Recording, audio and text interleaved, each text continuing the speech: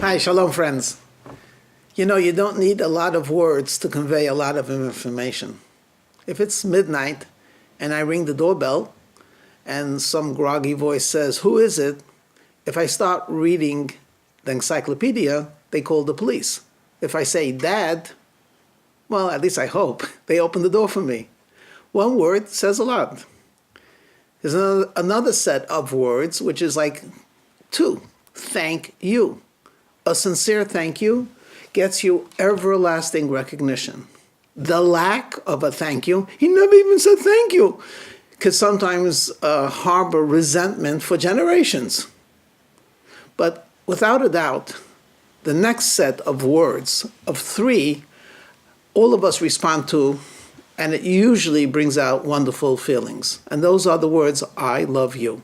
Very powerful words, very holy words, very romantic words, very special words, and you could keep on and on. 3 words, right? Nothing special, but a sincere "I love you" changes everything.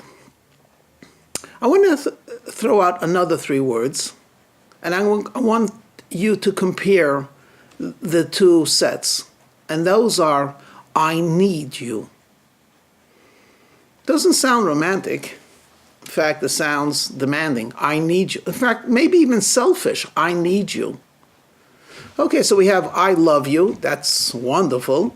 "I need you," which we're reserving comment for now. So here it is. You're at work, and you get a phone call from your dad. And your dad says, "Can you please come home?" And you say, "Dad, I'm finishing work in a half hour. I'm tired. I want to go home." He says, "But I love you." You say, "I love you too." And you go home. But if he says, "Son, I need you," suddenly you have to listen very carefully. "Dad, what's wrong? Why do you need me?" Now I want to ask you a question. Isn't love more powerful? Why is it that when your dad says, "I need you," suddenly you take it very differently? Almost as if you're obligated. Well, it's his problem. He needs me. I don't need him. I could play out this scene in literally countless situations. But let's go back to the romantic one. You look at your wife and you say, "I love you." Or you look at your wife and you say, "I need you." At first glance, the "I love you" is much more pleasant to hear. But actually, "I love you" is not exclusive. I love you, and I love golf, and I love my parents, and so on. Actually, if you just changed the order and you said "you I love," it suddenly becomes much more directed. Because "I love you," though love is a powerful and beautiful emotion, and to be the recipient of that emotion is really usually uplifting and quite rewarding, still, it doesn't demand anything. However, when you say "I need you," in an odd way, the person's need empowers you. That person is saying that you possess something that no one else possesses, at least for this moment. And that's what I'm connecting to. "I love you" means there's an admiration that I have for you, but not necessarily does that mean that I don't have love for others. But "I need you," at least in this moment, means no one else can do it. Because if someone else could do it, then I don't need you. I'm requesting. I don't need you. Being needed is a really, really strong feeling.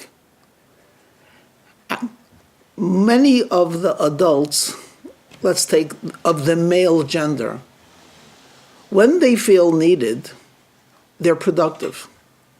But then suddenly, when they're out of a job or perhaps retirement, they realize that the company does not need them. And what happens if the family does not need his income? It's a terrible blow. Then what am I needed for? "Oh, you're loved." Yeah, that's nice to be loved. It's more important to me to be needed. Oh, don't think this is just a male issue. Every mother is needed. Oh boy, is she needed by her children. She's needed by her children more than her children ever will acknowledge. And then they go to college or they get married. And we have a special word for it. It's called the emptiness syndrome. And what's actually going on? The mother is still loved, perhaps even loved more deeply. The issue is not a lack of love.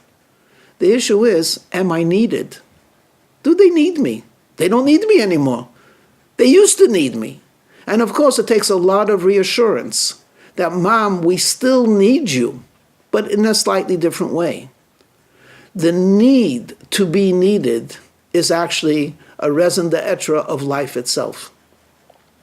How many times have we heard of these odd cases of people who did not love each other, whether it be a parent to a child, child to a parent, whether it be to friends, whether it be spouse to spouse, but they stay together. You know why? She needs me. He needs me. My parents need me. My children need me. What about love? What about affection? What about productivity? Much deeper is the need to be needed. When you are needed, that means not only do you have inner value that you recognize within yourself, but someone out there, or many people out there, are acknowledging you of a person of great value, even if it's only for a selfish reason. So let's put this in the context of religion, or more correctly, the context between us and God. We need God. Many of us can say and truly believe, I love God. But when I love God, that doesn't mean exclusively. I love many things. Perhaps I love God more. But when a person says, I cannot live my life without God, I need God, that's a different feeling. You are inadequate, you are incomplete, and you need the divine being to make you who you are. And in the most paradoxical of ways, God needs us. He creates a beautiful cosmos and a universe with people, with sun, with moon, with rain. And he says, I need you to give charity. So, Almighty God, you can't give my neighbor a couple of dollars. You're in charge of everything. You need me to give him some money? He says, I need you to keep Shabbos. I need you to study Torah. You really need us, God? You're perfect. You're excellent. You don't need anything.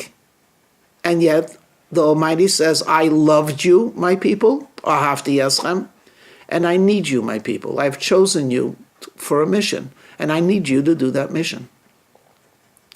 You see, in America, in a very silly way, one of the things that has been indoctrinated is this idea of self-reliance. You don't need your wife. You don't need your husband. You don't need children. You don't need a community. You don't need the government. You're okay. As long as you're healthy, you're okay. You take care of yourself. Come on, be a man. Be reliant on no one except for yourself. And then everything else that we do, we're just adding. So we're adding to our personal life a wife, and we're adding to our personal life our children, and we're adding to our personal life a community. I could do without it. I don't care. You want to walk out on me? Fine. You can't hurt me. I mean, it's silly, bordering on the absurd. If you don't need a wife, then don't get married. You don't need children, then don't have them. You don't need a community, then don't live in a desert. No, we need. The more you need a wife, the more your wife will need you. When you both need each other, you'll have a healthy relationship. When your parents know that you as children need them, they will be parents. They will act like parents. They will be happy to be parents. And your parents need the children to act like children. Every one of us needs a community. Every one of us needs a tradition. Most of all, every one of us needs God. And the fact that God, in his infinite wisdom and mysterious desire, needs us should be enough to give us a healthy self-esteem and a powerful feeling of being of value and of worth. So my friends, stop wasting time listening to me. Go out there and do what you're needed for. Do a mitzvah, strengthen your family, show and express love to the people that are worthy of it. And most of all, let's respond to God's need to us by being the best possible Jews we can. Shalom.